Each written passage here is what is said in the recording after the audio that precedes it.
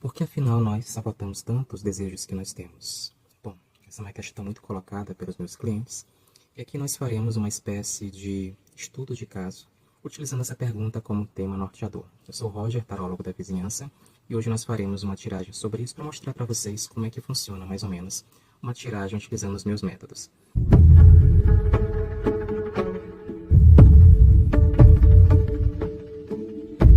Para isso, nós estamos utilizando esse tarô aqui, que é conhecido como tarô mitológico, né, da Juliet Sharman Burke e da Liz Green, tá bom? Um tarô que eu aprecio bastante.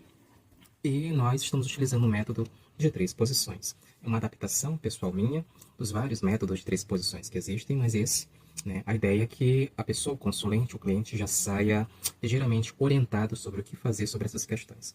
Então, revisando a questão basicamente, por que nós sabotamos, né, ou por que uma pessoa específica sabota as coisas que deseja.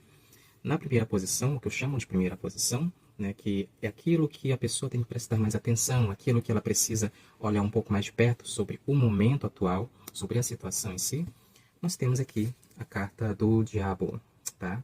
Que nesse tarô ele é representado pelo chamado deus Pan, um deus da mitologia grega. Esse tarô ele é baseado em fragmentos da mitologia grega, né? Cada naipe tem a ver com a história, né, de algum personagem famoso nesta mitologia. E o diabo aqui, o deus Pan, está falando basicamente de quê? Está falando para a pessoa, para o cliente, prestar atenção nos seus instintos, né? Nas coisas que têm a ver com seus impulsos mais profundos, que tem a ver realmente com os próprios desejos, indicando que o oráculo capturou, né, a questão. Tem a ver com a questão que foi elaborada.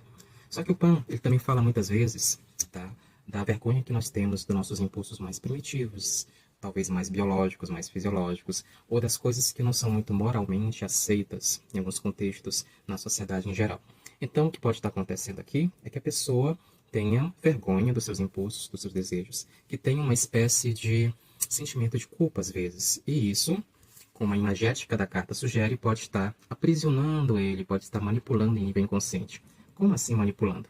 Porque quando alguém reprime bastante seus desejos, eles vão talvez se manifestar em outra direção, de uma forma mais espontânea, talvez mais atrapalhada, né, de modo às vezes a prejudicar a qualidade de vida da pessoa, do cliente.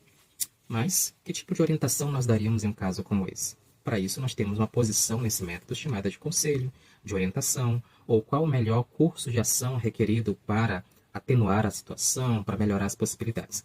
Nessa posição de conselho, nós temos aqui a carta do louco, que foi o que saiu depois que eu embaralhei, tá? O louco aqui é o deus Dioniso, tá? Que também é chamado de Baco, é conhecido como deus da embriaguez, né? O deus, basicamente, dos estados alterados de consciência, também das festas, mas o que é importante aqui, que o louco, na maior parte dos tarôs, né? O tarô, geralmente, o louco representa a coragem de arriscar, né? De dar um pouco mais de liberdade a certas coisas, tá? Assumir, né, um pouco mais de ousadia a respeito de coisas que para você antes pareciam arriscadas, explorar novas possibilidades, explorar caminhos novos, mesmo que haja riscos envolvidos. Tá? Não se engane, esse abismo aqui na imagem, que acompanha a carta de quase todos os loucos de vários tarôs, né, representa os riscos que a pessoa assume quando vai explorar novos horizontes, quando se permite mais certas liberdades.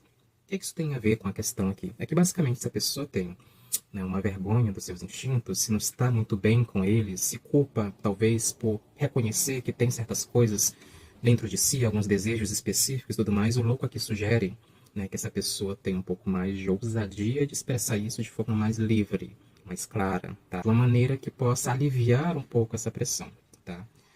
Por conta de muitas vezes de que se ele não fizer esse movimento, é provável que esses instintos possam manipulá-lo em outra direção. Lembra que a carta do diabo, ou Pan aqui, onde as figuras estão sendo, de algum modo, manipuladas por ele. Quais seriam as perspectivas próximas, né, para essa pessoa, que ele decida seguir as orientações? Aqui aparece a carta do Sol, né, representado pelo deus Apolo. A carta do Sol representa uma maior clareza em vários aspectos, em vários sentidos. Tá? Por se tratar de arcanos maiores, ou seja, cartas cuja simbologia abrange muita coisa, os grandes arquétipos do inconsciente coletivo, segundo Jung, é provável que ele fale aqui também de muitas coisas. Clareza no que se refere a entender melhor os seus instintos, clareza no que se refere a poder sair à luz do sol sem ter vergonha de si mesmo, no que se refere, por exemplo, a ter mais prazer, mais satisfação de forma aberta, sem ter que se esconder. Tá?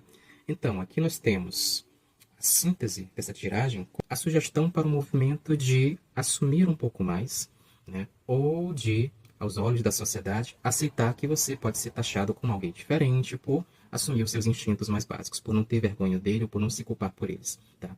Isso conduziria a um estágio de um pouco mais de clareza, um pouco mais de felicidade através da liberdade que o louco está sugerindo. A pessoa pode procurar uma terapia para poder se sentir mais confortável com seus próprios impulsos. Ela pode reconhecer e mapear esses impulsos dentro de si mesma. Ela pode se permitir de forma controlada um pouco mais de ousadia, expressar um pouco mais o que sente, expressar um pouco mais as suas preferências, né? Para sentir e para perceber que não precisa ter vergonha delas, que talvez a aceitação seja diferente do que ela pensou anteriormente, talvez seja melhor aceito se ela der esse passo no abismo, essa coragem para usar um pouco mais. E a tendência ao fazer isso é que as coisas se abram para ela de uma forma muito mais salutar e que ela não tenha mais que se esconder em muitos aspectos, tá? Essa foi uma amostra de como o processo de inferência acerca das interpretações dos arquétipos das cartas funciona na prática, utilizando esse método que visa restringir um pouco os significados para que haja algum ganho cognitivo, para que a pessoa tenha uma orientação de fato, uma informação um pouco mais precisa sobre como agir diante da questão que está sendo passada. E aí, essa questão ressoou de alguma forma com você? Qualquer coisa, coloca nos comentários. Até a próxima análise de casos.